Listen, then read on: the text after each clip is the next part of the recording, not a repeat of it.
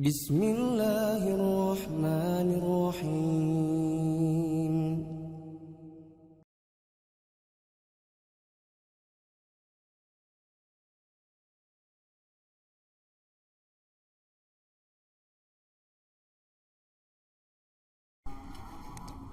Assalamualaikum warahmatullahi wabarakatuh. Alhamdulillahi rabbil alamin.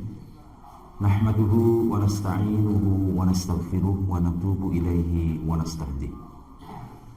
Wa na'udzu billahi min syururi anfusina wa sayyiati a'malina. May yahdihillahu fala mudilla lahu wa may yudlil fala hadiya lahu. Ashhadu an la ilaha illallah wahdahu la syarika lah wa ashhadu anna Muhammadan abduhu wa rasuluhu la nabiyya ba'dah. Allahumma salli wa sallim wa barik ala nabiyyina Muhammadin wa ala alihi wa sahbihi wa man tabi'ahum bi ihsanin ila yaumiddin. Amma ba'd. Qala Allah ta'ala fi kitabihil karim. A'udzu billahi minasy syaithanir rajim. Ya ayyuhalladzina amanu taqullaha wa qulu qawlan sadida. Yuslih lakum a'malakum wa yaghfir lakum dzunubakum wa may yuti'illaha wa rasulahu faqad faza fawzan 'azima. Hadirin ma'asyiral muslimin,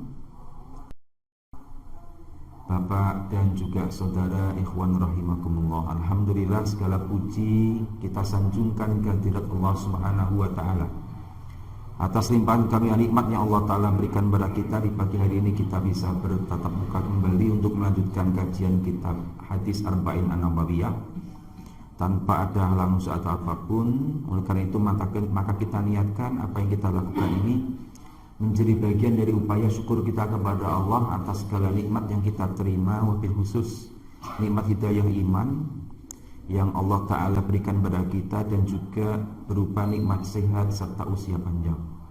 Dengan niat syukur yang semacam itu, ikhlas karena Allah, semoga apa yang kita kerjakan menjadi bagian dari amal saleh, bekal hidup kita di akhirat kelak yang diterima oleh Allah Subhanahu wa Ta'ala. Salat dan salam semoga senantiasa tercurah kepada junjungan kita baginda agung Nabi Muhammad sallallahu alaihi wasallam.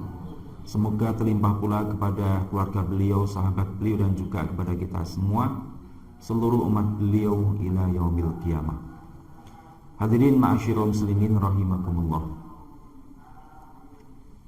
Kita lanjutkan, masih sampai pada hadis yang kedua, ini bagian akhir, di mana hadis yang kedua ini secara ringkas berisi tentang 4 pertanyaan malaikat Jibril alaihi salam yang saat itu diceritakan menyaru menjadi sosok manusia yang juga bisa dilihat oleh para sahabat. Tujuan malaikat Jibril yang menyaru atau menyamar menjadi manusia hadir sowan di hadapan Nabi sallallahu alaihi wasallam bertanya tentang 4 hal adalah untuk memberikan pengajaran ilmu tentang agama kepada para sahabat, yang nanti ini dijelaskan oleh Nabi di penutup hadis ini. 4 hal yang ditanyakan malaikat Jibril itu, yang pertama tentang apa itu Islam, yang kemudian oleh Nabi dijawab tentang 5 hal, yang kemudian oleh para ulama itu dipahami sebagai rukun Islam.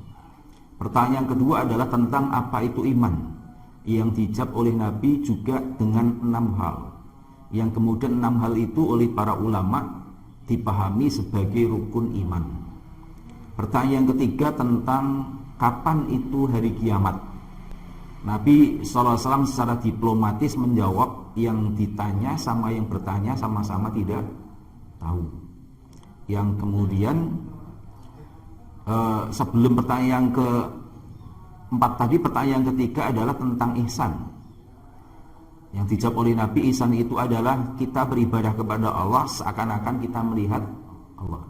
Kalaupun toh kita tidak bisa melihat Allah, kita mesti menyadari serta meyakini bahwa Allah Ta'ala melihat kita. Nah, 3 pertanyaan pertama ini yang kemudian oleh para ulama disimpulkan sebagai maratibud diyanah, tingkatan orang beragama. Paling dasar adalah berislam, kemudian naik beriman, dan yang paling puncak adalah berihsan. Berislam dalam arti dia beragama hanya sebatas amaliyah lahiriah saja. Dia sholat terlihat sholat, puasa terlihat puasa, tapi pelaksanaan amaliyah lahiriah ibadah itu belum dilandasi dengan iman secara penuh mantap dari dalam hati. Ada sebagian kaum muslimin sholat hanya sekedar sholat, agar terlihat dia mengerjakan sholat, tetapi ketika dia sholat tidak diawali dengan niat lillah karena Allah, berarti dia masih kategori tingkatan beragama dalam tataran Islam. Ketika ada orang mampu melaksanakan ibadah sholat dengan dasar iman, ikhlas karena Allah, sudah bukan hanya sekedar melaksanakan sholat agar dianggap melaksanakan sholat, tapi betul-betul memenuhi panggilan Allah, ya ayyuhalladzina amanu, enggak, dia sholatnya bisa ikhlas. Nah, sampai pada tataran ini berarti dia mampu beriman. Namun belum sampai pada tingkatan ihsan sebelum dia ketika sholat, selain dilandasi niat ikhlas karena Allah, juga mampu merasakan hadir seakan-akan dirinya sedang berhadapan dengan Allah. Kalau sudah niat dengan benar, ikhlas, kemudian ketika dia melaksanakan sholat mampu menjiwai seakan-akan dirinya hadir sedang berhadapan dengan Allah, atau minimal sadar sedang diawasi oleh Allah Ta'ala, maka tingkatan beragama orang semacam itu sudah sampai pada tataran tingkatan ihsan. Hadirin ma'asyiral muslimin rahimakumullah. Yang keempat, pertanyaan tentang kapan hari kiamat yang oleh Nabi tadi dijawab dengan diplomatis, mal mas'ulu anha bi'a'lama minas sa'il, bahwa yang ditanya sama-sama tidak tahu, tidak lebih tahu daripada yang bertanya, artinya sama-sama tidak tahu. Yang kemudian dikejar oleh malaikat Jibril, nih orang ngerti kapan tiba dino kiamat, paling enggak tanda-tandanya apa. Yang oleh Nabi nanti disebutkan di situ ada dua tanda-tanda yang oleh Nabi dijelaskan. Yang pertama, seorang budak wanita melahirkan majikannya. Yang kedua, akan ada kondisi di mana orang yang bertelanjang badan, bertelanjang kaki, yang profesinya itu adalah angon wedus, ning mereka mampu berlomba-lomba membangun bangunan yang tinggi, pencakar langit. Hadirin ma'asyiral muslimin rahimakumullah. Nah, seingat saya terakhir kita mengkaji sampai pada pertanyaan malaikat Jibril yang kedua tentang apa itu iman, yang sampai pada iman kepada para Rasul Allah Subhanahu wa ta'ala. Hadirin ma'asyiral muslimin rahimakumullah. Lah, Rasul Allah ini banyak, namun yang wajib kita imani 25. Wa rusulan qad qasasnahum 'alaika wa minhum man qasasnahum 'alaika wa rusulan qad qasasnahum 'alaika wa minhum lam naqsushum 'alaik. Firman Allah dalam Al-Qur'an, dan beberapa utusan benar-benar telah kami ceritakan kepadamu wahai Nabi Muhammad, dan ada juga beberapa utusan yang tidak kami ceritakan kepadamu. Ya, kemudian bahwa jumlah para rasul dan juga nabi itu banyak, benar adanya, karena oleh Allah Ta'ala Allah jelaskan hanya sebagian saja yang diceritakan kepada baginda Nabi Sallallahu Alaihi Wasallam. Dan kemudian ada yang menjelaskan bahwa jumlah rasul itu sebagaimana jumlah para sahabat Nabi yang ikut perang Badar, yaitu 313 orang. Nah, jumlah Nabi ada yang mengatakan bahkan lebih banyak lagi, sampai 124.000 Nabi. Wallahu a'lam. Namun yang wajib kita imani hanya nama-namanya yang disebutkan di dalam Al-Quran, yang ada 25 itu. Artinya, satu, memungkinkan adanya para nabi atau rasul di luar nama yang disebutkan di dalam Al-Quran, karena Allah Ta'ala telah mensinyalir, memberikan indikasi adanya rasul yang tidak diceritakan kepada nabi. Jadi kalau ada yang mengatakan Khidir itu nabi, ya boleh jadi. Ada yang mengatakan nabi yang bernama Nabi Syith, Ada yang mengatakan nabi yang bernama Nabi Daniel dan yang sebagainya. Boleh jadi karena memang nabi dan rasul itu jumlahnya tidak terbatas, hanya 25 nama. Yang kedua, jika ada orang yang tidak mempercayai kenabian di luar 25 ataupun kerasulan di luar 25 nabi atau rasul yang diceritakan dalam Al-Quran, tidak sampai membatalkan keimanan.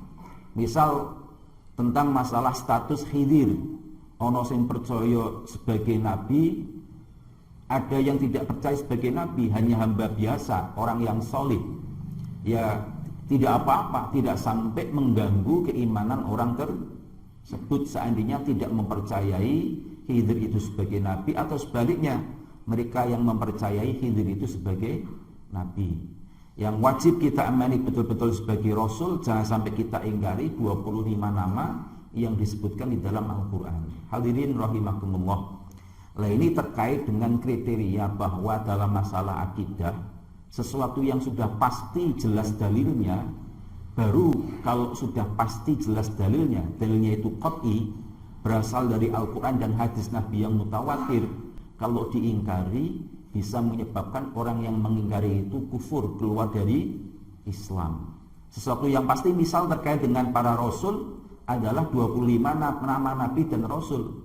Kalau diingkari, orang tidak percaya kepada salah satu nabi atau rasul, misal tidak percaya akan kenabian kerasulan Nabi Nuh, ya orang itu bisa kufur karena samalnya dia mengingkari kebenaran Al-Quran Al-Karim.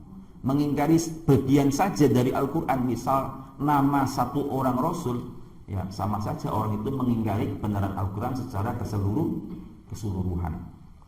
Hadirin ma'asyiral muslimin rahimakumullah. Iman kepada para rasul ini dibagi secara garis besar menjadi dua.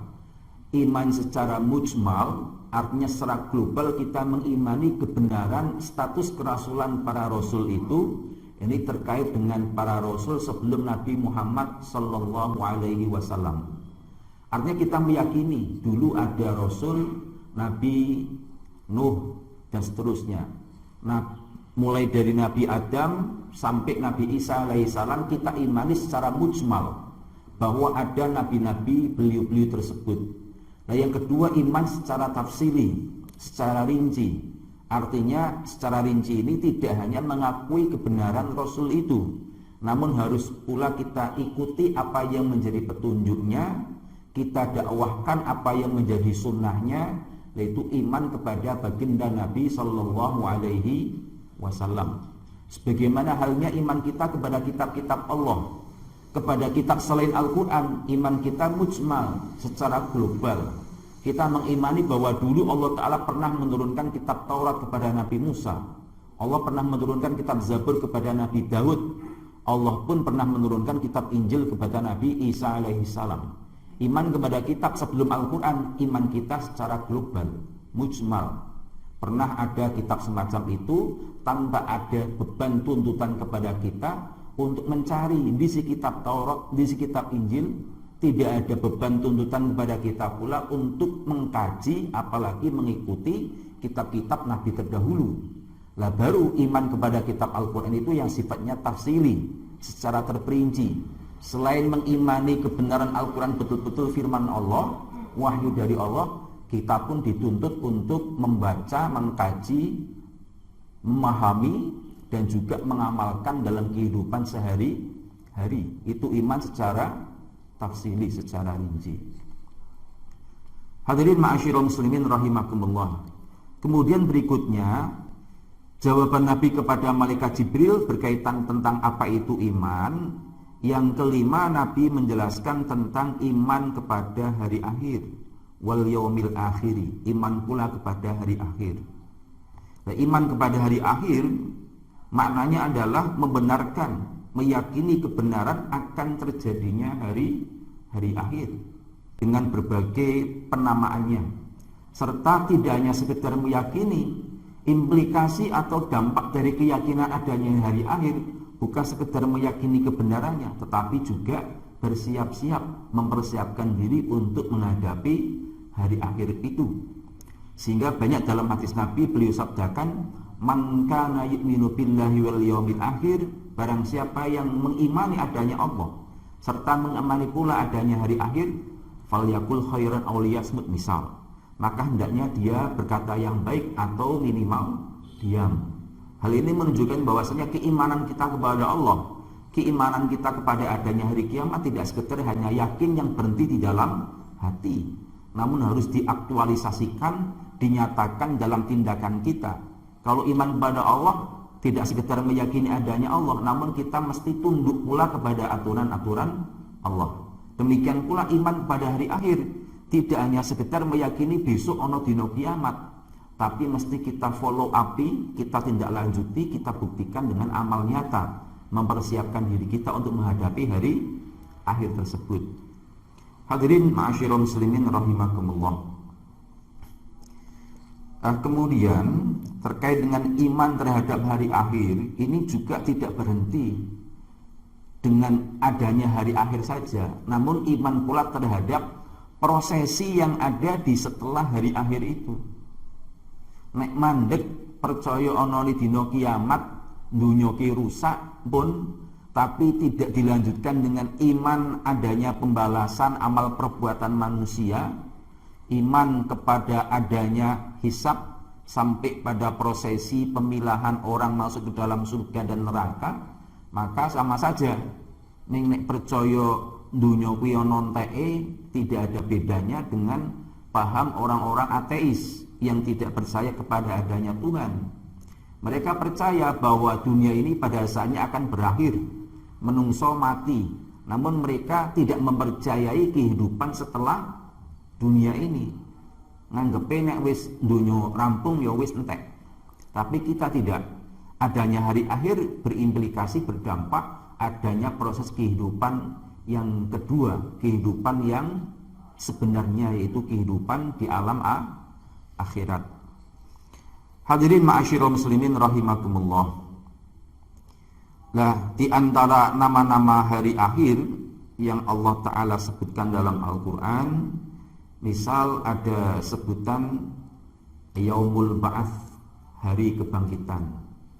Hari akhir sendiri, kenapa hari kiamat disebut dengan hari akhir? Karena hari terakhir di kehidupan dunia ini. Setelah itu memasuki kehidupan akhirat. Kemudian disebut pula kenapa disebut dengan Yaumul Qiyamah, karena semua makhluk akan dibangkitkan oleh Allah Subhanahu wa Ta'ala. Sebagaimana halnya pula penamaan dengan Yaumul Ba'ats. Ba'ats itu kebangkitan. Ada pula penamaan dalam Al-Quran dengan Yaumun Nusyur, hari ketika makhluk itu dikumpulkan oleh Allah Subhanahu wa Ta'ala. Nah, ini beberapa nama yang Allah Ta'ala firmankan untuk menyebut nama lain dari hari kiamat. Dan masih banyak nama-nama yang lainnya, seperti misal disebut dalam Al-Quran Al-Haqqah. Ada pula nama yang lain, banyak nama istilah lain terhadap penamaan hari kiamat ini, yang seluruhnya itu menggambarkan tentang keadaan yang terjadi pada hari tersebut. Hadirin ma'asyiral muslimin rahimakumullah. Kemudian terkait dengan iman kepada hari akhir ini,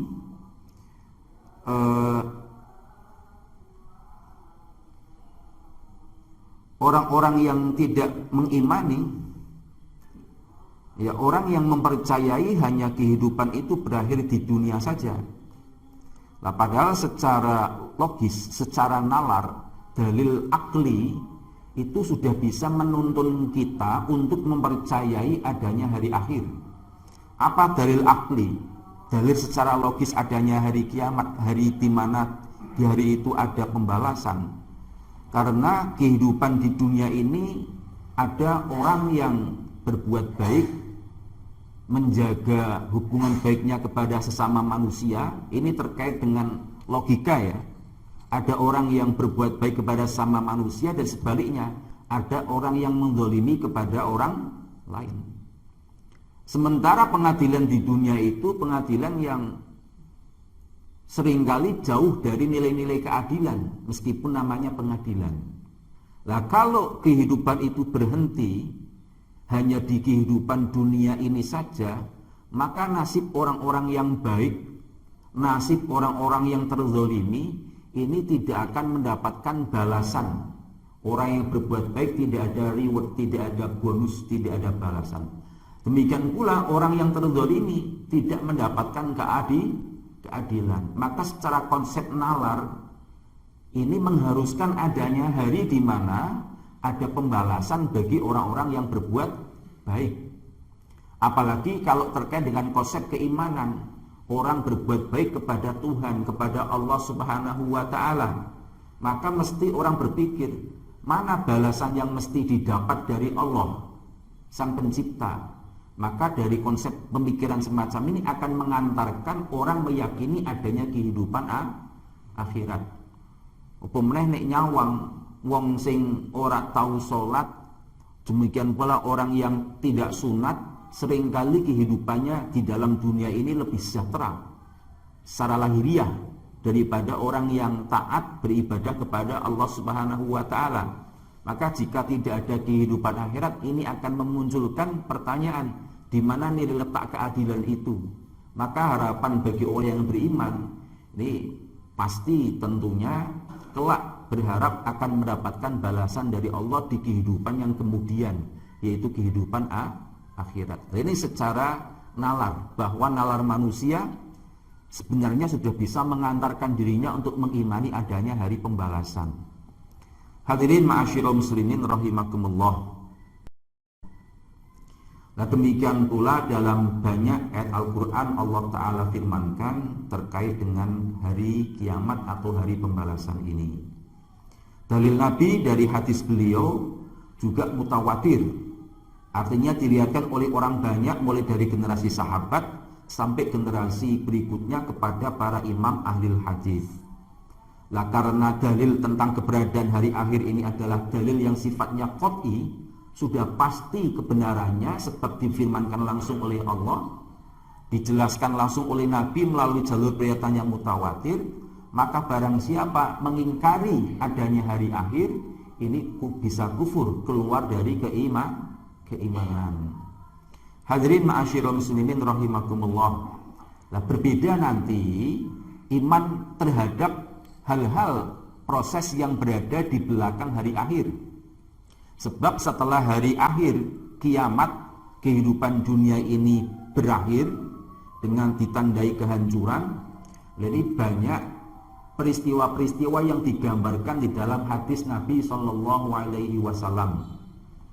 Misal tentang adanya konsep sirat, orang melewati sebuah jembatan yang dipasang di atas neraka jahanam. Ono sing lewat ini cepet koyo kilat, ono sing koyo angin, ada yang merangkak, ada yang jalan seperti biasa, dan seterusnya sesuai dengan kadar amal soleh yang dia kerjakan. Lah, penjelasan-penjelasan terkait proses setelah hari kiamat semacam ini dalilnya ada yang qat'i dalam Al-Quran diceritakan. Misal hari hisab, amalin menungso itu dihitung, di dalam Al-Quran jelas dalilnya ada. Lah, ada yang sebatas diinformasikan melalui hadis Nabi, misal terkait dengan sirat tadi, terkait pula misal dengan azab kubur. Bagian dari proses orang menuju kepada gerbang hari akhirat itu kan melalui proses kematian. Lah, orang setelah mati itu akan mengalami fitnah di dalam kubur, ujian dari malaikat, ditanyai dengan beberapa pertanyaan. Jika lolos diajab dengan baik, jawaban yang sabit, jawaban yang tegas, mantap dan benar, maka dia akan mendapatkan nikmat kubur. Lah, konsep nikmat kubur dan sebelahnya azab kubur ini dalam Al-Quran tidak ada, adanya dalam hadis Nabi. Nah, sebagian ulama menghukumi hadis Nabi terkait dengan azab kubur ini tidak sampai pada derajat mutawatir, hanya hadis ahad. Hadis ahad ini hadis personal yang Nabi ceritakan kepada satu atau dua orang sahabat. Nah, sebagian kaum muslimin ada yang berpendapat hadis ahad ini tidak bisa digunakan untuk memperjelas Al-Quran yang masih global, sehingga dampaknya ada sebagian dari kaum muslimin yang tidak percaya terhadap adanya konsep azab kubur, atau sebaliknya nikmat kubur. Mereka beranggapan orang mati itu rasa-rasanya ketika sudah mati itu seperti orang tidur. Nah, dalil yang mereka gunakan di dalam Al-Quran karena tidak ada azab kubur, dalil yang mereka gunakan dalam Al-Quran justru dalil yang meniadakan azab kubur. Apa yang mereka gunakan argumentasi dari Al-Quran untuk menyatakan azab kubur tidak ada? Surah Yasin, misal Allah Ta'ala firmankan ketika menceritakan ungkapan orang-orang kafir ketika dibangkitkan pada hari kiamat, mereka mengatakan qalu ya wailana man ba'atsana mimmar qadina hadza ma wa'adar rahman wa sadaqal mursalun. Itu dalil mereka yang menolak adanya konsep azab kubur. Mereka mengatakan, "Lho, jarine wong kafir B ketika dibangkitkan besok ning dina kiamat ngakune ungkapane katane jarine ngrasa kaya ditangiki kadek turu." Kalau orang-orang kafir mereka mengatakan ya wailana, duh celakanya kita, mamba'asana mimbar qadina. Siapa yang membangunkan kita, mamba'asana mimbar qadina, dari tidur kita. Iki lho dalile Al-Qur'an jelas, Al-Qur'an mesti sahih, valid. Ngandhake nek wong kafir B dibangkitkan dari kematian mereka rasanya seperti bangun dari tidur. Kok ngandhake ning kuburan ana azab kubur ki jare sapa? Lah ketika mereka disadari iki lho hadisnya ada, mereka masih saja tidak percaya. Kenapa? Karena mereka memiliki konsep ijtihad bahwa Al-Quran yang validitasnya tidak diragukan tidak bisa diperjelas dengan hadis Nabi yang sifat periwayatannya itu ahad.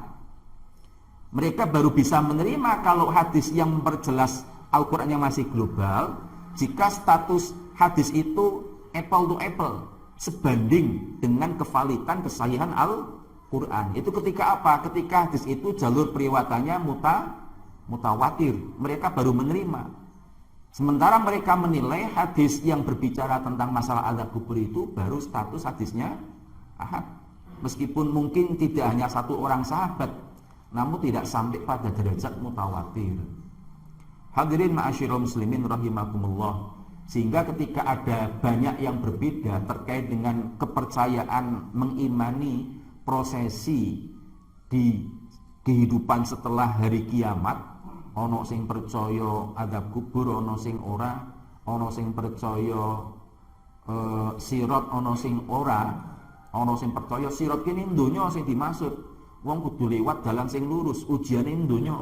Dudu rambut pinara pitu ning nggon akhirat besok. Ada yang mempercayai semacam itu. Karena ning nggon konsep Al-Qur'an orang melewati sirat besok ning nggon akhirat ora ana dalile. Itu argumentasi mereka.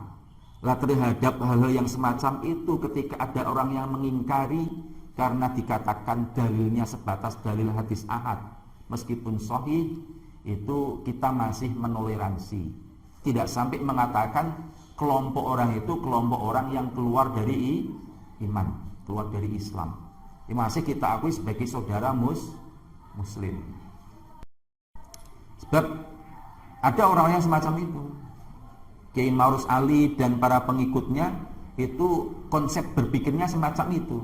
Hadis Al-Quran itu tidak bisa diperjelas, diperinci dengan hadis Nabi yang hanya sifatnya ahad. Statusnya, jalur periwayatannya ahad, nggak bisa diperinci. Enggak, yang mengingkari azab kubur, mengingkari pula adanya sirat, bahkan dalam banyak hal berbeda dengan kaum muslimin. Kaum muslimin pada umumnya. Hadirin ma'asyiral muslimin rahimakumullah. Sekali lagi, gerbang orang memasuki kehidupan alam akhirat adalah melalui proses kematian. Sehingga kematian itu ya hari akhir dari semua individu kita masing-masing. Nah, sementara secara umum hari akhir itu ya kelak hari kebangkitan setelah kita mati. Namun ketika kita mati sebenarnya itu pun hari akhir. Hari akhir kita berada di dunia. Jika ada yang mengatakan bahwasanya kematian itu adalah kiamat kecil. sebelum kita menghadapi kiamat besar, yaitu kebangkitan pada hari akhir, pada hari kiamat. Hadirin ma'asyiral muslimin rahimakumullah. Nah, dalam hadis terkait dengan konsep azab kubur itu banyak, meskipun tidak sampai pada derajat mutawatir. Meskipun kelompok yang mengimani ada yang mengatakan karena jalurnya banyak, meskipun redaksinya berbeda, itu ya termasuk kategori hadis mutawatir.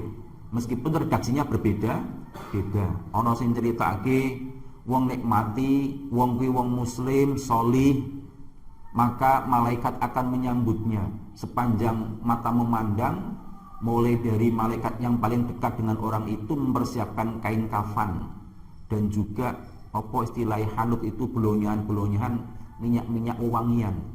Ketika nyawa orang itu diambil oleh malaikat Israel, sudah ada malaikat yang siap menyambut untuk membawa ruh orang itu. Jika orang itu orang saleh yang menyambut, maka malaikat yang baik sudah menyiapkan kain kafan secara ruhani, tidak terlihat. Demikian pula minyak wangi. Begitu berada di tangan malaikat itu, akan segera dikafani, diberi minyak wangi, diantarkan kepada malaikat berikutnya, sampai berikutnya, sampai kepada Allah Subhanahu wa ta'ala.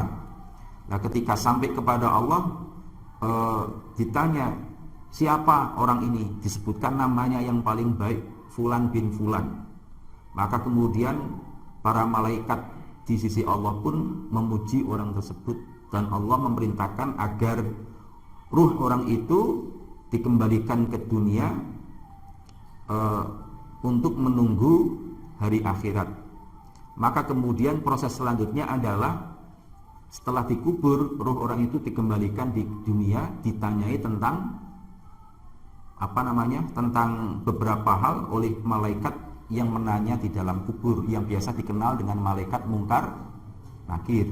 Ada yang mengatakan mungkar nakir itu kalau yang menanyai orang yang kafir, orang yang tidak beriman pada Allah, yang tidak bisa menjawab. Tapi kalau yang menanyai kepada orang yang beriman, orang yang saleh, bukan mungkar nakir, tapi mubasyir dan basyir. Sebab mungkar nakir itu secara bahasa artinya yang mengingkari, yang tidak disukai, mungkar. Tapi kalau yang menanyai itu malaikat kepada orang-orang yang beriman, orang-orang yang saleh, malaikatnya wajahnya berbeda, tampilannya berbeda. Dilihat itu sudah nyumringahake, bungahake. Maka ada yang mengatakan sebutannya bukan mungkar nakir, tapi mubasyir dan nadhir, yang memberikan kabar gembira dan yang menggembirakan. Hadirin ma'asyiral muslimin rahimakumullah. Maka setelah dikembalikan ruhnya, ditanya tentang man rabbuka, ma dinuka, man nabiyuka, apa agamamu, siapa Tuhanmu, siapa nabimu. Orang itu, kalau orang salih, akan diberikan ketetapan jawaban. Sebaliknya, jika orang itu kafir ataupun munafik, meskipun ngaku Islam, bahkan apal Al-Quran, bahkan apal hadis, jika dia orang munafik, Islamnya pura-pura, meskipun di dunia ini hafal di luar kepala, dia tidak akan mampu menjawab pertanyaan malaikat di kubur tersebut. Nah, ini sesuai dengan firman Allah dalam surah Ibrahim, bahwa orang yang beriman itu akan yusabbitullahu bil qawli tsabiti fil hayatid dunya wa fil akhirah. Allah akan menetapkan jawaban bagi orang itu, baik di kehidupan dunia maupun kehidupan akhirat. Nah, sebenarnya ayat itu juga secara implisit kandungannya mengindikasikan adanya konsep azab kubur, karena Allah Ta'ala akan meneguhkan jawaban bagi orang yang beriman dengan jawaban yang teguh, baik di kehidupan dunia maupun di kehidupan akhirat. Berarti mengindikasikan ono pertanyaan ning dunya, ono pertanyaan ning akhirat. Ning dunya sing dimaksud ya di alam barzakh itu, karena belum masuk ke kehidupan akhirat. Nah, sementara di akhirat itu nanti ketika menghadapi yaumul hisab.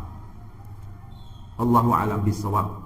Jadi sebenarnya kalau kita cari di dalam ayat Al-Quran itu ada beberapa ayat yang mengindikasikan, tidak secara tekstual menceritakan tentang azab kubur, tetapi kandungannya itu mengindikasikan adanya azab kubur. Semisal nanti dalam ayat Al-Quran juga ada ayat yang menceritakan tentang azab yang diterima oleh Fir'aun dan bala tentaranya.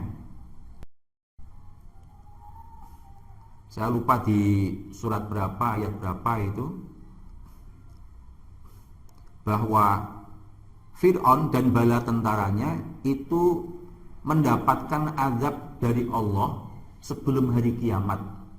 Dalam surah Ghafir ayat 46, An-naru yu'raduna 'alaiha ghuduwwan wa 'ashiyya. Api neraka itu ditampakkan kepada mereka, Fir'aun dan bala tentaranya itu, ghuduwwan wa 'ashiyya, di waktu pagi dan di waktu petang. Kemudian masih dalam ayat yang sama, wa yauma taqumus saah, dan hari di mana kiamat itu terjadi, adkhilu ala fir'auna asyaddal azab, masukkanlah Fir'aun dan bala tentaranya itu ke dalam azab yang lebih pedih. Nah ini kalau dipahami sebenarnya memahamkan pada kita ada dua konsep azab. Azab yang pertama sebelum terjadi hari kiamat, yang kedua setelah hari kiamat. Kalau sebelum hari kiamat di dalam ayat ini disebutkan yuk an-naru yu'raduna 'alaiha ghuduwwan wa 'ashiyya. Neraka ini diketokke benesuk karo sore. Ini kapan terjadi? Ulama memahami di dalam alam barzakh Fir'aun dan bala tentaranya.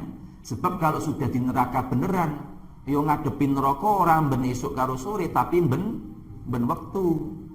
Kemudian di penghujung ayat ini juga Allah Ta'ala firmankan, besok nek dino kiamat terjadi akan mengalami azab yang lebih pedih. Nah ini secara implisit ayat ini juga mengindikasikan adanya azab di dalam kubur, meskipun tidak menyebut dengan lafaz azab kubur. Hadirin ma'asyiral muslimin rahimakumullah. Kemudian ketika sudah diberikan pertanyaan, mampu menjawab dengan baik, maka orang yang berada di dalam kubur yang salih itu akan diperlihatkan kedudukannya kelak di surga seperti apa. Wis sadurunge diketokke dhisik gambarane nek ora salih mlebune neraka gambarane kaya iki.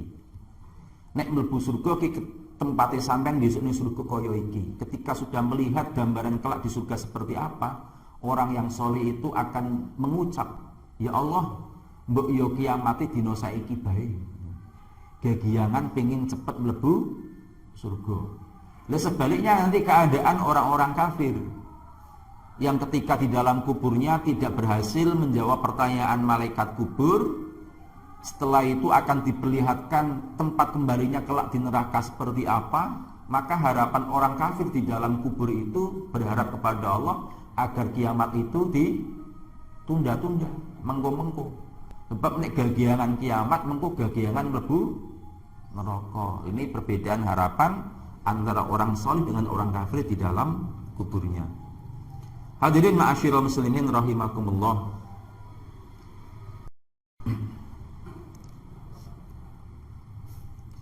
Nah ini penjelasan hadisnya semacam itu.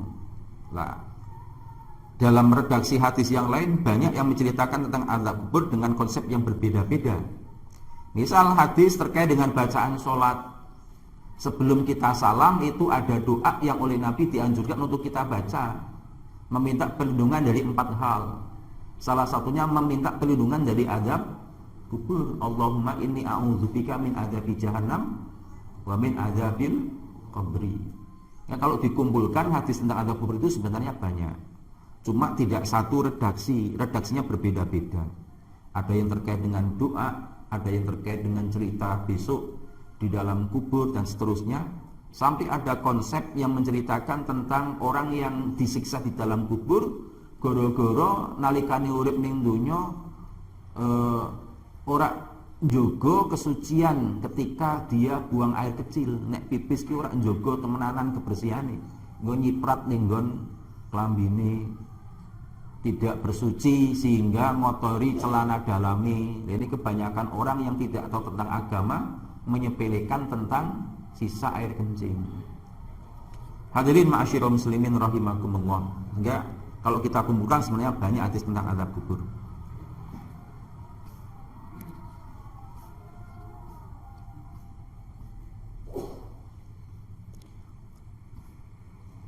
Kemudian berikutnya kalau dirunut, dirinci keterangan tentang bab ini, iman kepada adanya hari akhir, mulai dari mengimani ajal, setelah itu tentang azab kubur. Berikutnya adalah mengimani tentang kebangkitan manusia di hari akhir yang diawali dengan kehancuran dunia ini, di mana Allah Subhanahu wa taala menjelaskan bahwa di dalam Al-Quran sebelum hari kiamat terjadi, malaikat Israfil yang telah ditugaskan oleh Allah Ta'ala untuk meniup sangkakala ini akan meniup sangkakala, di mana tiupan yang pertama ini akan mengakibatkan kehancuran kehidupan dunia ini, dan tiupan yang kedua adalah tiupan kebangkitan. Yang sahih ini menceritakan bahwa tiupan malaikat Israfil itu 2 kali. Meskipun ada yang memahami tiupan malaikat Israfil itu 3 kali. Yang 3 kali itu merinci tiupan yang pertama adalah tiupan so'iko. So'iko itu kelenger, orang itu mati. Nah, tiupan yang kedua adalah tiupan kehancuran, tiupan yang ketiga tiupan kebangkitan. Nah, sementara yang sahih itu yang 2 nafkhotain, 2 kali tiupan. Tiupan yang pertama ya kehancuran sekaligus seluruh makhluk itu mati. Tiupan yang kedua adalah tiupan kebangkitan.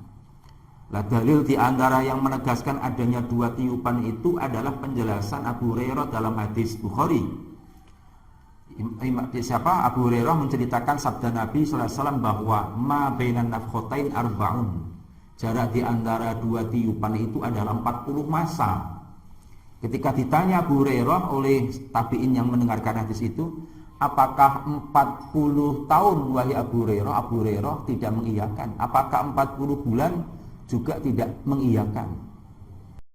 Nah, pokoknya 40 masa. Nah, setelah 40 masa itu Allah Ta'ala meniup sangkakala, memerintahkan malaikat Israfil untuk meniup sangkakala yang kedua, tiupan kebangkitan.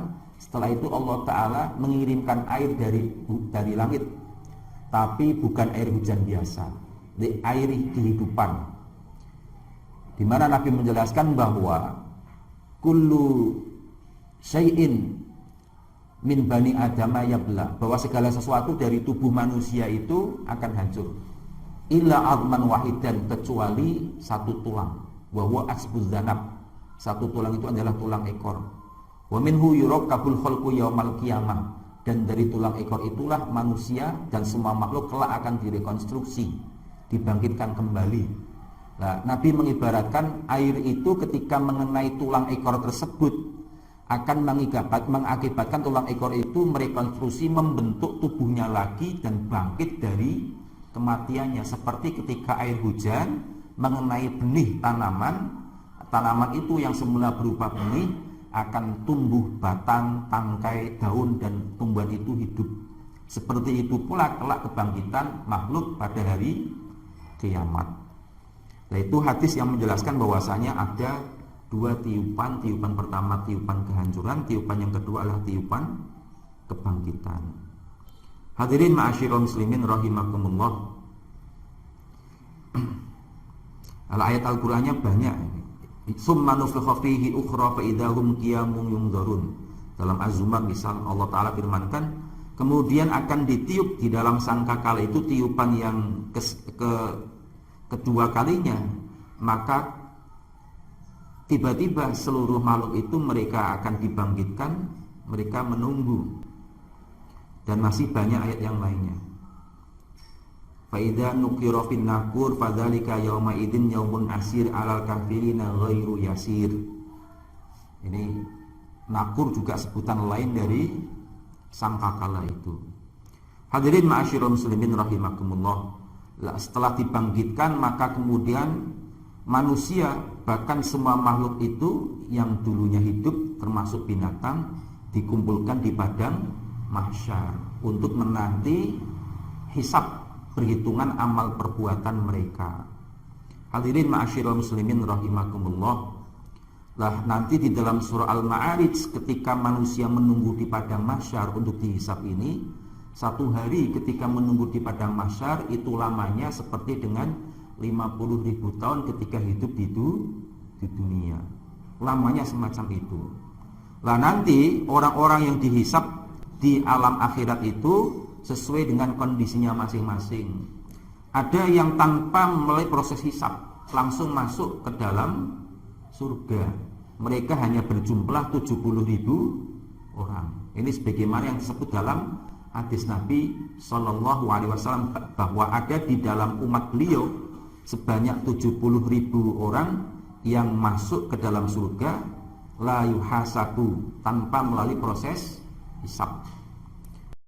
Nah, selebihnya ada yang dihisab dengan yang perhitungan yang cepat, ada yang dihisab melalui proses munakosah itu adu hujah, adu argumentasi, ditanyai. Nah, barang siapa yang melalui proses munakosah, adanya adu hujah, argumentasi, maka itu sudah dipastikan orang yang semacam itu akan masuk ke dalam api neraka.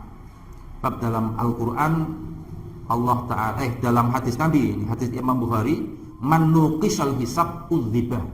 Barang siapa yang kok ketika proses hisab itu dilakukan munakosah, adu argumentasi, maka dipastikan orang itu akan diadab. Jadi kalau yang proses tanpa hisab itu ibarat bijine wis tinggal ditetepke tok. Wis mlebu surga, lulus KKM. Nah, yang proses hisabnya itu sebentar, didelok wis iki wis nilainya wis di ngapura lah iki. Nah, ada perhitungan cuma sebentar. Ada yang perlu dibahas tapi sebentar. Lah yang ditanyai ini ono nilai abangnya akeh, ditakoni dhisik. Lah yang ditanyai ini oleh Nabi disebutkan sudah pasti akan masuk ke neraka terlebih dahulu. Hadirin ma'asyiral muslimin rahimakumullah. Nah, 3 kelompok ini adalah 3 kelompok yang akan dialami oleh kaum muslimin. Ya, ada yang tanpa hisab, tanpa proses masuk ke dalam neraka terlebih dahulu. Ono sing azabe ning nggon padang mahsyar itu menunggu ning kono ya wis azab dhewe. Lah ada yang melalui masuk ke dalam api neraka terlebih dahulu. Hadirin ma'asyiral muslimin rahimakumullah. Nah, sementara orang-orang kafir fala yuhasabu hisaba muwazanah li'annahu laisa lahu hasanat walakinnahu yuhasabu hisaba taqrir. Sementara orang kafir karena tidak memiliki iman, sebenarnya mereka tidak dihisab. Tidak dihisab dalam arti tidak ditimbang amal soleh dan amal buruknya. Karena tidak memiliki iman, ya amal solehnya tidak berguna sama sekali, tidak diterima. Maka sebenarnya apa yang dihisab dari orang-orang kafir hanya sekedar penetapan bahwa mereka itu akan masuk ke dalam neraka khalidina fiha selama-lamanya. Lah kemudian masuk ke konsep mizan. Setelah ditetapkan catatan amalnya melalui proses hisab, ditimbang. Lah ini konsep mizan pun kadang memberikan pengertian yang berbeda seperti apa timbangan itu. Kalau ulama zaman dulu begitu memperuncing berdebatan, ono sing nganggep mizan itu secara nyata real, fisik. Timbangan seperti timbangan di dunia ada 2 sisi piringan, sisi kanan dan sisi kiri. Kanan nggo nimbang amal soleh, kiri nggo nimbang catatan amal keburukan. Ono sing ora percaya, kaum Mu'tazilah misal, mizan itu ya tidak harus semacam itu, Allah Maha Kuasa, itu hanya istilah saja. Mosok Pak ditimbang. Itu hanya untuk menunjukkan apa yang Allah Ta'ala putuskan itu adil, seimbang. Timbangan itu untuk menunjukkan kemahaadilan Allah Subhanahu wa Ta'ala. Nah, perbedaan semacam itu sebenarnya jangan sampai kemudian menjadikan kaum muslimin saling mengklaim kemudian yang berbeda dianggap sebagai kelompok yang sesat. Selama sekali lagi tidak bersumber dari dalil yang mutawatir, tidak bersumber dari Al-Quran maupun hadis Nabi yang mutawatir. Kalau tidak ada yang tidak mempercayai, kita masih mentoleransi kelompok itu masih dalam kelompok Islam. Baru dikatakan kafir kalau yang tidak dipercayai itu sesuatu yang dengan jelas diberitakan dalam Al-Quran maupun hadis Nabi yang mutawatir. Kalau diingkari kebenarannya, orang itu bisa menjadikan kufur, keluar dari Islam. Ini yang seringkali saya pribadi menyayangkan. Sebenarnya konsep tauhid itu mempersatukan umat, tapi justru biasanya dalam hal-hal yang parsial dalam masalah tauhid itu justru untuk membedakan kelompok lain yang berbeda dan mengatakan yang berbeda itu sesat masuk ke dalam neraka. Lah di dalam tarjih sendiri sebenarnya konsep tentang iman kepada hal-hal yang sifatnya gaib kepada akidah itu tadi kembali kepada batasan dalil mutawatir. Ada selama kelompok lain ada yang berbeda, perbedaannya itu dalam hal furu'iyah, dasarnya tidak dari Al-Quran dan hadis Nabi yang mutawatir, masih ditoleransi, kelompok tersebut masih dalam koridor Islam.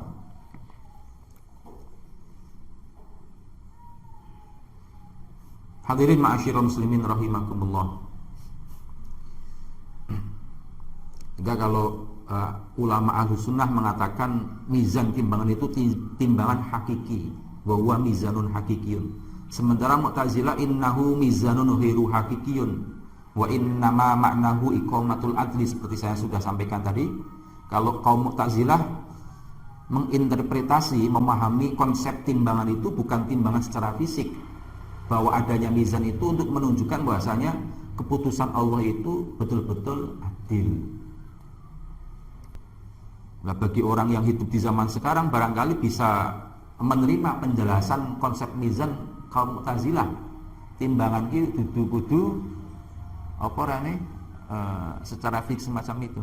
Ono timbangan digital, tidak ada piringannya kan, ditimbang. Ono bahkan timbangan apa yang sing digital ning jero HP, file ukuran besar dengan file ukuran kecil kan. Artinya dengan konsep kemajuan ilmu teknologi ini kita bisa lebih menerima sesuatu yang sifatnya abstrak. Kalau zaman dulu orang untuk menerima keimanan terhadap mizan harus menjelaskan mizan itu sifatnya fisik. Demikian pula ketika mengimani bahwa kelak bumi itu akan Allah beri kemampuan berbicara. Dalam surah Al-Zalzalah kan Allah Ta'ala firmankan, yauma idzin tuhaditsu akhbaruha, pada hari kiamat itu kelak bumi akan berbicara, memberitakan segala apa yang terjadi di mukanya, di atas permukaannya. Kelak bumi itu akan menjadi saksi terhadap perbuatan kita. Lah kalau konsep ulama zaman dulu memberikan penjelasan bumi itu berbicara, penjelasan ulama zaman dulu menggambarkan bumi besoknya bakal diwenehi mulut, dikasih lidah sehingga bisa berbicara. Enggak, gambaran ulama zaman dulu seperti itu. Lah kalau kita yang sekarang hidup di masa teknologi yang sangat maju pesat seperti sekarang, itu ternyata bahwa bicara tidak mesti menggunakan mulut, menggunakan lidah. Radio di setel metu suarane, TV juga metu gambare meneh, HP luwih cilik meneh bisa metu suarane, bisa metu videone. Tur perangkatnya kecil untuk menyimpan memorinya, hanya kartu memori yang kecil. Apalagi bumi yang begitu luas dengan begitu banyak kandungan mineral logamnya. Boleh jadi bumi ini dengan teknologinya Allah, dengan maha kuasanya Allah, itu merekam sebagaimana Allah Ta'ala firmankan, kelak itu akan membicarakan semua peristiwa yang terjadi di atas muka bumi itu. Bukan perkara yang susah bagi Allah. Allah maha kuasa, sehingga orang yang hidup di zaman sekarang itu sebenarnya mestinya lebih bisa mempercayai dengan mudah hal-hal yang sifatnya gaib. Anonim CCTV, satelit, itu lebih mudah mempercayai Allah itu maha mendengar, Allah maha mengawasi, Allah maha melihat. Wong menungso bisa nggawe teknologi satelit mata-mata, ora ketok satelit tapi bisa nyoting kita yang jauh di muka bumi ini. Itu menungso, apa meneh Allah Subhanahu wa taala. Hadirin ma'asyiral muslimin rahimakumullah. Nah, sampai kemudian nanti setelah hisab selesai, ditimbang, kemudian mulai proses sirat. Nah, setelah itu yang masuk ke dalam neraka ya kecemplung, yang masuk ke dalam surga ya selamat. Itu beberapa konsep kehidupan setelah hari akhir. Ma'asyiral muslimin rahimakumullah. Kemudian berikutnya adalah iman kepada qadha dan qadar. Wa tu'mina bil qadari. Kalau dalam hadis ini hanya menyebutkan dengan satu redaksi, yaitu qadar, ketetapan Allah Subhanahu wa taala, khairihi wa syarrihi, baik yang baik maupun ketetapan yang buruk. Ini bagian dari iman kita kepada Allah dan juga secara keseluruhan iman kepada rukun iman yang 6. Ma'asyiral muslimin rahimakumullah. Lah, konsep iman kepada qadar ini kadang di dalam penjelasan ini diistilahkan bukan sekedar qadar saja, tapi qadha dan qadar. Lah, ada yang menyamakan, ada yang membedakan. Ada yang membedakan qadha itu ketentuan Allah di zaman azali. Ketika sebelum menciptakan langit dan bumi 50.000 tahun sebelumnya, yang Allah Ta'ala ciptakan pertama kali adalah pena. Kemudian Allah berfirman kepada pena itu, uktub, tulislah kamu. Mada aktub, apa yang saya tulis ya Allah? Allah berfirman, tulislah apa yang terjadi kelak sampai hari kiamat. Maka pena itu menulis segala sesuatu termasuk takdir sampai kelak hari kiamat. Nah, itulah yang kemudian disebut dengan qadha, segala sesuatu yang tertulis di dalam Lauhul Mahfuz. Nah, kemudian yang qadar itu ada yang mengartikan beda dengan qadha, yaitu ketika terjadinya apa yang telah Allah Ta'ala tetapkan dalam kehidupan dunia. Ketika orang telah ditakdirkan mati hari ini jam sekian, umur sekian, itu qadha ketika ada di Lauhul Mahfuznya. Tapi ketika terjadi, terlaksana, itu namanya qadarnya Allah Subhanahu wa Ta'ala. Nah, ada yang menyamakan, qadha itu ya ketetapan Allah, qadar juga ketetapan Allah. Artinya sama antara kedua hal itu, baik qadha dan qadar. Ada yang mengartikan qadha itu ketetapan Allah yang sifatnya syar'iyah, karena qadha itu qadha di ketetapan Allah terkait dengan hukum. Sebagaimana seorang hakim zaman dulu sebutannya qadhi. Lah, ketetapan dari hakim namanya qadha, sehingga qadha itu ketetapan Allah yang sifatnya syar'iyah. Nglakoni iki diperintahke berakibat orang mendapatkan pahala, nglakoni iki haram harus dijauhi, nek dilakoni mendatangkan dosa.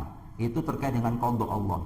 Kalau qadar Allah terkait dengan sunnatullah. Allah menetapkan segala hal yang berlaku di kehidupan alam dunia ini.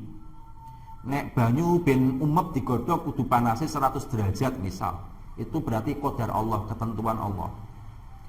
Segala ukuran yang Allah Ta'ala berikan, kapasitas, kalau mesin kita beli motor baru atau mungkin beli perangkat elektronik baru, itu ada panduan, manual, manual book, buku panduan. Itu biasanya ada beli printer misal. Ini untuk cartridge ini kapasitasnya sampai 50.000 halaman. Nek 50.000 halaman ini sudah tidak layak pakai, hasilnya tidak baik. Maka umur pakai cartridge ini 50.000 kali cetak. Itu berarti qadar, ketetapan yang dibuat oleh pembuat printer ini hanya bisa dipakai sampai 50.000 kali cetak. Lah, konsep semacam itu lebih dekat kepada konsep pendekatan pemaknaan takdir oleh orang-orang Mu'tazilah. Orang-orang Mu'tazilah memaknai takdir itu ketetapan Allah terkait dengan sunnatullah. Menungso diwenehi ati, diwenehi ginjal.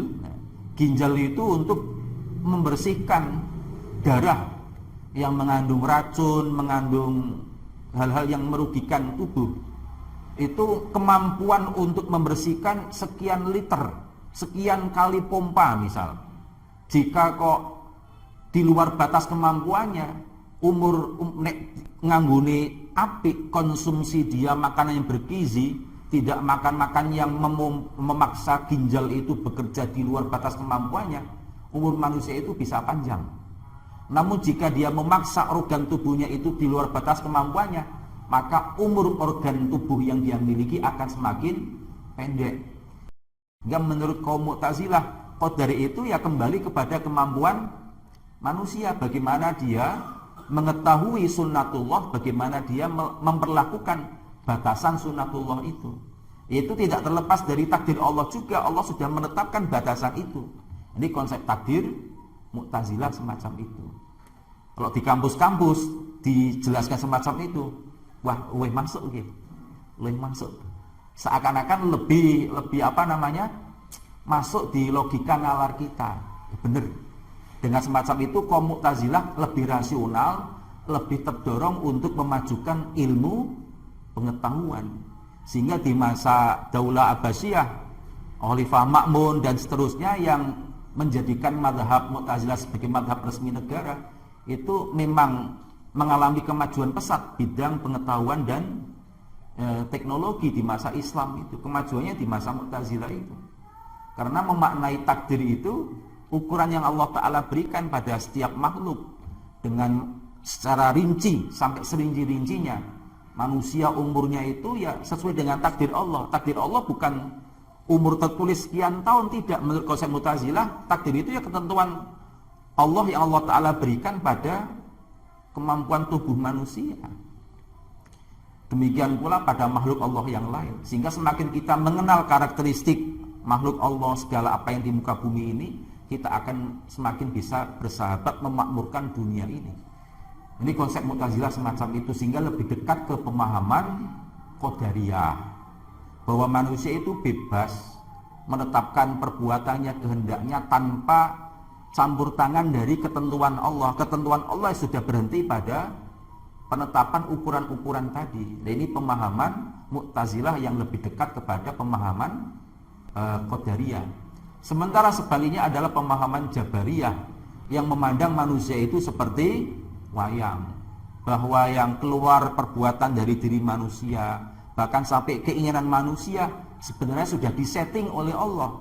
Semuanya sudah tertulis di Lauhul Mahfuz, sehingga baik buruknya manusia itu bukan karena manusianya, karena sudah ditetapkan oleh Allah Subhanahu wa Ta'ala. Manusia itu tinggal menjalani setting dan skenario dari Allah. Nah, ini juga pemahaman yang keliru. Karena kalau pemahaman seperti itu dibenarkan, layaknya kudune kabeh menungso mlebu surga karena taat kepada aturan Allah, taat kepada skenario Allah. Ibarat seperti artis. Ketika main sinetron, ana sing dadi lakon, ana sing dadi bajingan. Meskipun dadi bajingan, rampung sinetron main ya tetap oleh gaji, oleh upah, ora di penjara. Sebab dia taat kepada aturan main skenario yang dibuat oleh sutradara. Ini secara logika apa yang dipaparkan oleh golongan Jabariyah bertabrakan dengan nalar. Lah yang orang-orang Mu'tazilah, orang-orang Qadariyah jelas bertabrakan dengan nas Al-Quran maupun hadis Nabi Sallallahu Alaihi Wasallam. Maka kalau konsep Ahlus Sunnah ini pertengahan, bahwa Allah telah menetapkan takdir semacam itu betul. Tetapi ketika hidup di dunia, kita semua menjalin kehidupan, manusia itu diberi hak untuk berikhtiar, memiliki keinginan, memilih, dan juga berbuat. Lah atas keinginan dan perbuatan manusia itu, manusia berhak untuk menerima reward. Nek keinginannya baik, dia beramal baik, mendapat balasan pahala. Sebaliknya jika keinginannya buruk, perbuatannya buruk, dia juga berhak untuk mendapatkan dosa. Kira-kira semacam itu. Jika ada pertanyaan saya persilahkan. Jika saya bisa jawab sekarang. Kalau enggak ya saya jadikan PR untuk saya jawab pada pertemuan berikutnya. Wa'alaikumsalam.